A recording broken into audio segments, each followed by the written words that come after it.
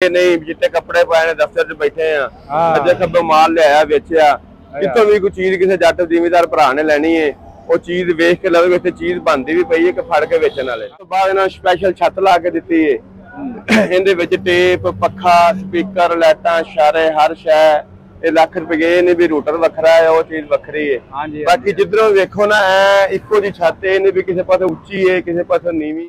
जी अस्सलाम वालेकुम, अपना चैनल पीके पर खुश आमदीद कहते हैं सब भाइयों को। दोस्तों लाहौर मार्केट में मौजूद हैं। आज हफ्ते का दिन है, फैक्ट्री वगैरह तो आज बंद है। जैसा कि आपको मालूम है कि हफ्ता और इतवार को मिल्लत ट्रैक्टर फैक्ट्री जो है वो बंद होती है, जबकि हफ्ते वाले दिन मार्केट ओपन होती है।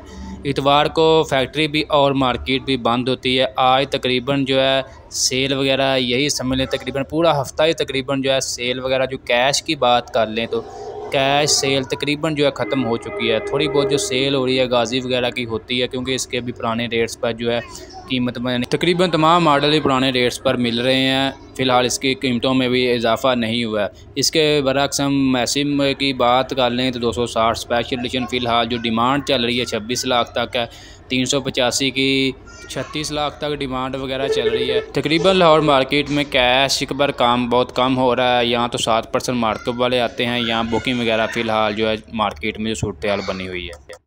जी अस्सलाम वालेकुम। वालेकुम सलाम। भाई जी आज की हाल ठीक ठाक हो? अल्लाह शुक्र जी ठीक दुआवां जी। भाई हुणे कित्थों आए ने? पिंडी भट्टियां तो। अच्छा भाई हुण स्पेशल डिमांड ते भाई ब्लैक कलर च करवाई है छत। हां जी, इन्हां दे कोल अगे भी छत्तां गईयां सी 2 साल पहले। अच्छा ये वेख के ते फिर दोबारा जेड़ा ना आए ने ते इन्हां नूं छत ला के दित्ती है। ट्रैक्टर नूं लैकर मरवाया है। हां जी, लैकर मारन दा हुंदा बेचारा जेड़ा जिवें मोबाइल ते ग्लास नहीं चढ़ जांदा। हां जी, चलो जल्दी खराब नहीं हुंदा। ते जिथे कितों लद्दा हुंदा वो रंग वज जांदा है। इनका फायदा ये नुकसान इनका कोई नहीं, कोई 5-7 साल रंग हुंदा ही कुछ नहीं। हां जी जनाब, उस तो बाद इन्हां स्पेशल छत ला के दित्ती है।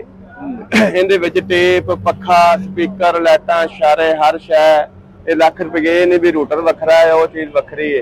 बाकी जिधरों वेखो ना इको जी छत है भी किसी पास उच्ची है किसी पास नीवी है, जे करके ट्रैक्टर का पूरा माहौल बन जाता है। इंशाल्लाह पाकिस्तान च पहली छत बनाई है, 2-3 मॉडल पहले थी। बाकी आ जेड़ा मॉडल है माशाल्लाह बड़ा ही कामयाब होया है। हां जी हां जी, इंशाल्लाह कोई जल्दी एक मॉडल होर भी अल्लाह खैर किसी बन जाए। अच्छा ते भाई आदे ब्लैक कलर बहुता जजिया के रेड सही? बस जी आपो अपनी जेड़ा गवंदा ਅਸੀਂ कर देने सन ते कोई रोला नहीं। डिमांड ते जेड़ा बंदा आखेगा कलर उस चीज दा होएगा। बाकी जनाब उस तो बाद इन्नी जेड़ी अगे लाइटां लगदियां दूजियां हुन पेचां नाल लागदियां ने, हिलदी नहीं। फिर उस तो बाद जेड़ा बैक वाला डब्बा इंदा वो भी बड़ा जबरदस्त है, ए टेप दा रिमोट है।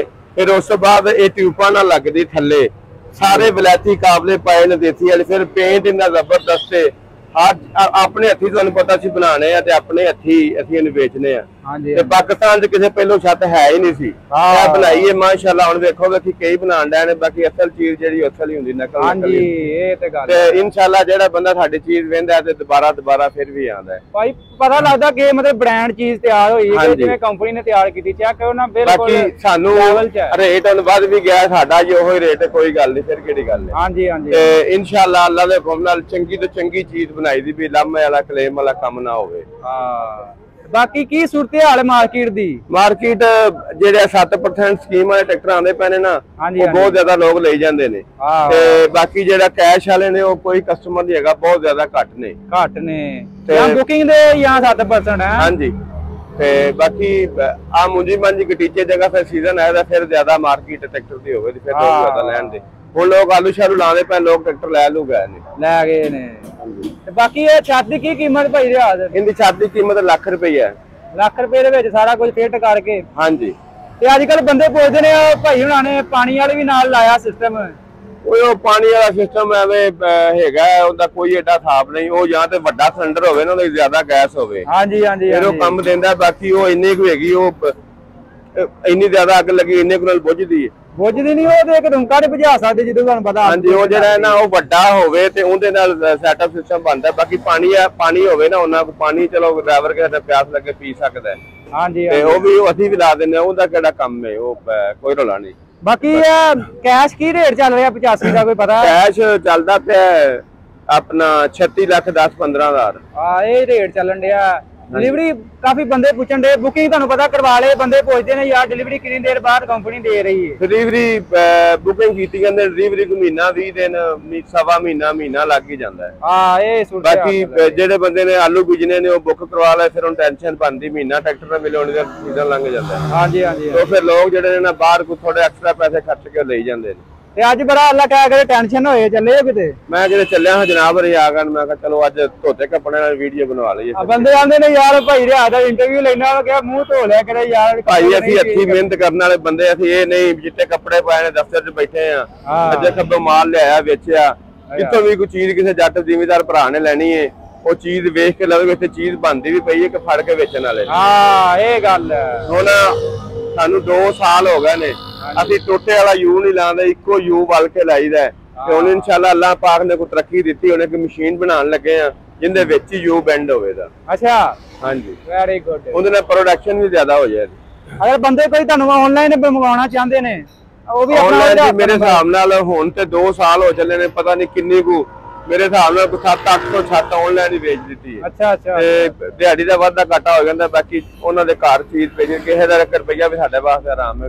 ਕੀ ਤਰੀਕਾ ਕਰ ਆਨਲਾਈਨ ਮੰਗਵਾਉਣ ਦਾ? ਆਨਲਾਈਨ ਸਾਡੇ ਅਕਾਊਂਟ 'ਚ ਪੈਸੇ ਘਾਲ ਦੇਣ ਕੰਪਨੀ ਦੇ ਵਿੱਚ। ਹਾਂਜੀ ਜਨਾਬ ਉਹਨਾਂ ਨੂੰ ਛੱਤ ਇੱਥੋਂ ਬਿਲਟੀ ਜਿੱਥੇ ਵੀ ਜਾਣੀ ਹੈ ਬਿਲਟੀ ਹੋ ਜਾਂਦੀ। ਠੀਕ ਹੈ। ਕਿੰਨੀ ਦੇਰ 'ਚ ਛੱਤ ਮਿਲ ਜਾਂਦੀ ਹੈ? ਛੱਤ ਕਦੀ ਹਾਜ਼ਰ ਹੁੰਦੀਆਂ ਨੇ, ਕਦੀ ਫਿਰ ਜਦੋਂ ਜ਼ਿਆਦਾ ਮਾਰਕੀਟ ਹੁੰਦੀ ਫਿਰ ਹਾਜ਼ਰ ਨਹੀਂ ਹੁੰਦੀ। ਅੱਛਾ ਅੱਛਾ ਭਾਈ ਰਿਆਜ਼ ਮਜ਼ੀਦ ਆਪਣਾ ਰਾਬਤਾ ਨੰਬਰ ਸ਼ੇਅਰ ਕਰ ਦਿਓ। ਇਹ ਜੀ ਭਾਈ ਰਿਆਜ਼ ਦਾ ਰਾਬਤਾ ਨੰਬਰ 0300 ਪੂਰਾ 786 2192। ਐਵੇਂ ਇੱਕ ਰਿਆਜ਼ ਕਦਰੀ ਲਾਲ। ਸਾਡੇ ਕੋਲ ਤਕਰੀਬਨ